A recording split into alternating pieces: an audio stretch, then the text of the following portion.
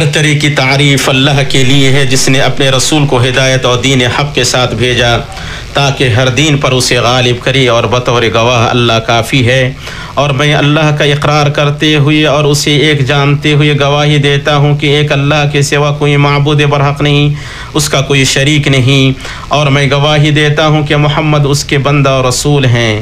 اللہ درود نازل فرمائے آپ پر، آپ کے اہل خانہ پر اور صحابہ پر، اور بہت زیادہ سلامتی نازل فرمائے۔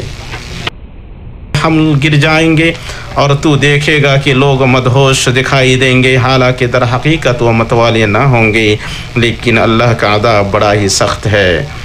امت مسلمہ بندہ کے لیے اللہ کی توفیق میں سے یہ ہے کہ اللہ اسے اپنی مخلوق کے فائدے کے لیے مسخر کر دے، اور فائدہ کے عظیم دروازوں میں سے سفارش کا دروازہ ہے۔ اللہ تعالیٰ نے فرمایا جو شخص کسی نیکی یا بھلے کام کی سفارش کرے اسے بھی اس کا کچھ حصہ ملے گا، اور جو بری اور بدی کی سفارش کرے اس کے لیے بھی اس میں ایک حصہ ہے، اور اللہ تعالیٰ ہر چیز پر قدرت رکھنے والا ہے۔ اچھی سفارش یہ ہے کہ جس کے لیے سفارش کی جائے اس کے لیے خیر لایا جائے یا اس سے شر دفع کیا جائے، اور وہ سفارش کرنے والے کی استطاعت و قدرت میں ہو۔ آپ صلی اللہ علیہ وسلم خود اچھی سفارش کی کوشش کرتے، آپ صلی اللہ علیہ وسلم خود اچھی سفارش کی کوشش کرتے اور اپنے صحابہ کو اس پر ابھارتے۔ صحیح بخاری میں ہے کہ رسول اللہ صلی اللہ علیہ وسلم کے پاس جب کوئی سوالی آتا یا آپ صلی اللہ علیہ وسلم سے کوئی حاجت طلب کی جاتی تو فرماتے تم سفارش کرو اجر دیے جاؤ گی، اور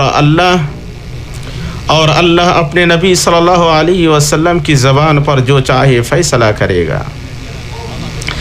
صحیحین میں ہے کہ رسول اللہ صلی اللہ علیہ وسلم کی مسجد میں کعب بن مالک نے ابن ابی حضرت رضی اللہ تعالی عنہما سے اپنے قرض کا مطالبہ کیا، اور ان دونوں کی آواز اونچی ہو گئی، یہاں تک کہ رسول اللہ صلی اللہ علیہ وسلم نے اسے اپنے گھر سے سن لیا۔ آپ باہر نکل کر ان کے پاس آئے اور پکارا اے کعب، انہوں نے جواب دیا لبیک یا رسول اللہ۔ آپ نے اپنے ہاتھ سے اشارہ فرمایا کہ اپنے قرض کا آدھا حصہ کم کر دو۔ کعب نے کہا میں نے کم کر دیا اے اللہ کے رسول۔ پھر نبی صلی اللہ علیہ وسلم نے ابن ابی حضرت سے فرمایا اٹھو اور ان کا قرض ادا کر دو۔ اور یہ بریرہ رضی اللہ تعالی عنہا ہیں، وہ لونڈی تھی، پھر آزاد ہو گئیں، اور ان کے شوہر ابھی غلام ہی ہیں، تو انہوں نے اپنا نکاح ان سے فسخ کرا لیا، جبکہ ان کا دل بریرہ کی محبت میں فریفتہ تھا۔ مدینے کی گلیوں میں ان کے پیچھے پیچھے چلتے اور ان کے دونوں رخساروں سے ان کے آنسو بہہ رہے ہوتے۔ وہ چاہتے تھے کہ بریرہ ان کے پاس لوٹ آئیں۔ یہ دیکھ کر رسول اللہ صلی اللہ علیہ وسلم کو ان پر ترس آیا، اور بریرہ کے پاس ان کی سفارش کرتے ہوئے فرمایا اگر تم ان کے پاس لوٹ آتی۔ انہوں نے کہا اے اللہ کے رسول کیا آپ مجھے حکم دے رہے ہیں؟ آپ نے فرمایا نہیں، میں تو بس سفارش کر رہا ہوں۔ انہوں نے کہا تو پھر مجھے ان کی کوئی ضرورت نہیں ہے۔ مومنوں کی جماعت یہ آپ صلی اللہ علیہ وسلم کی دنیاوی معاملات میں سفارش کی کچھ جھلکیاں ہیں، اور جہاں تک آخرت کا معاملہ ہے تو اس دن لوگ سفارش کے کتنے محتاج ہوں گے، جب بچہ بوڑھا ہو جائے گا اور بڑا ششدر رہ جائے گا، جب بندہ اکیلا تنہا کھڑا ہوگا، نہ مال ہوگا، نہ جاہ، نہ دوست ہوں گے، نہ فرزند، ہر آدمی اپنی کمائی اور عمل سے بندھا ہوگا۔ وہ اس چیز کو دیکھ رہا ہوگا جسے اس کے دو ہاتھوں نے آگے بھیجا ہوا ہے، جبکہ وہ اپنے مولا کے سامنے کھڑا ہوگا اور اپنے گناہوں اور خطاؤں کا اقرار کرتے ہوئے اپنے حق میں ہونے والی فیصلہ کا انتظار کرتے ہوئے اپنے نفس کا دفاع کر رہا ہوگا۔ اس دن آدمی اپنے بھائی سے اور اپنی ماں سے اور اپنے باپ سے اور اپنی بیوی اور اپنی اولاد سے بھاگے گا۔ ان میں سے ہر ایک کو اس دن ایسی فکر دامنگیر ہوگی جو اس کے لیے کافی ہوگی۔ چنانچہ اللہ تعالیٰ نے قیامت کے دن سفارش کو اس شخص کے لیے رحمت بنایا جس کے لیے سفارش کی جائے گی، اور شفاعت کرنے والے کے لیے اعزاز قرار دیا۔ لہذا فرشتے اور انبیاء سفارش کریں گے، شہداء اور نیک لوگ سفارش کریں گے، اور روزہ اور قرآن سفارش کریں گے۔ روزہ کہے گا اے میرے رب، میں نے اسے دن میں کھانے اور شہوتوں سے روکا تھا، سو تو اس کے حق میں میری سفارش قبول فرما۔ اور قرآن کہے گا میں نے اسے رات میں نیند سے روکا تھا، سو تو اس کے حق میں میری سفارش قبول فرما۔ نبی صلی اللہ علیہ وسلم نے فرمایا چنانچہ ان دونوں کی سفارش قبول کی جائے گی۔ اسے امام احمد نے روایت کیا۔ شفاعت اللہ کے بندوں تنہا اللہ کی ملکیت ہے۔ اللہ کا فرمان ہے آپ کہہ دیجئے ہر چیز کی شفاعت اللہ ہی کے لیے ہے، وہ نہ کسی نبی مرسل سے طلب کی جا سکتی ہے، نہ کسی مقرب فرشتہ سے چہ جائے کہ ان کے علاوہ کسی اور سے طلب کی جائے، وہ صرف تنہا اللہ سے طلب کی جا سکتی ہے، اور اللہ اپنے بندوں میں سے جسے چاہے گا اس سے نوازے گا۔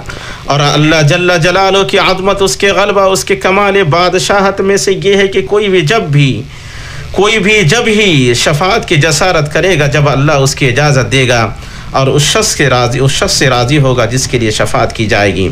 اور بہت سے فرشتے آسمانوں میں ہیں جن کی سفارش کچھ بھی نفع نہیں دے سکتی، مگر ایک اور بات ہے کہ اللہ تعالیٰ اپنی خوشی اور اپنی چاہت سے جس کے لیے چاہے اجازت دے۔ اور اللہ اور اس کے رسول پر ایمان لانے والوں ہر نبی کی دعا ہے جو اس نے دنیا میں مانگی ہے اور قبول ہوئی ہے، مگر نبی صلی اللہ علیہ وسلم نے اپنی دعا کو قیامت کے دن اپنی امت کی شفاعت کے لیے رکھا ہے۔ آپ صلی اللہ علیہ وسلم لوگوں میں جہاں کے لحاظ سے سب سے عظیم اور مقام و مرتبہ کے اعتبار سے سب سے بلند شفاعت کرنے والے ہیں۔ اللہ تعالیٰ نے آپ کو قیامت کے دن کئی شفاعتوں سے مختص فرمایا، ان میں سے سب سے جلیل القدر شفاعت عظمیٰ یہی مقام ہے، محمود ہے، جس پر اگلے اور پچھلے سب آپ کی تعریف کریں گے۔ صحیحین میں ابو ہریرہ رضی اللہ تعالیٰ عنہ سے مروی ہے کہ جب قیامت کا دن ہوگا اللہ اگلے اور پچھلے لوگوں کو ایک میدان میں جمع کرے گا، اور سورج 1 میل کے بقدر ان کے سروں کے اوپر ہوگا، وہ ننگے پیر ننگے بدن غیر مختون ہوں گے۔ بندوں کو شدت اور کرب لاحق ہوگا جس کی وہ نہ طاقت رکھیں گے نہ برداشت کر پائیں گے۔ اس دن جس کی مقدار 50,000 سال ہوگی، اللہ تعالیٰ اپنے بعد بندوں کو الہام کرے گا کہ رسولوں اور نبیوں کو تلاش کریں تاکہ فیصلہ کے لیے وہ اللہ کے نزدیک سفارش کریں۔ دن کی ہولناکی اور مقام کی شدت اور واحد قہار کی غضب کی وجہ سے وہ کسی نبی کے پاس نہیں آئیں گے، مگر وہ انہیں کسی دوسرے نبی کی طرف پھیر دے گا، یہاں تک کہ بالآخر وہ خاتم النبیین والمرسلین اور تمام اولاد آدم کے سردار کے پاس آئیں گے اور کہیں گے اے محمد، آپ اللہ کے رسول اور خاتم النبیین ہیں، اور اللہ نے آپ کے اگلے اور پچھلے گناہ کو معاف کر دیا ہے، آپ ہمارے لیے اپنے رب کے پاس سفارش کریں۔ کیا آپ ہماری حالت کو نہیں دیکھ رہے ہیں؟ آپ صلی اللہ علیہ وسلم نے فرمایا چنانچہ میں چلوں گا اور عرش کے نیچے آؤں گا اور اپنے رب عز و جل کے سامنے سجدہ ریز ہو جاؤں گا، پھر اللہ مجھ پر اپنی حمد کے کلمات اور اچھی تعریف کے ایسے دروازے کھول دے گا جو مجھ سے پہلے کسی کے لیے نہیں کھولے۔ پھر کہا جائے گا اے محمد اپنا سر اٹھاؤ، مانگو تمہیں دیا جائے گا، سفارش کرو تمہاری سفارش قبول ہوگی۔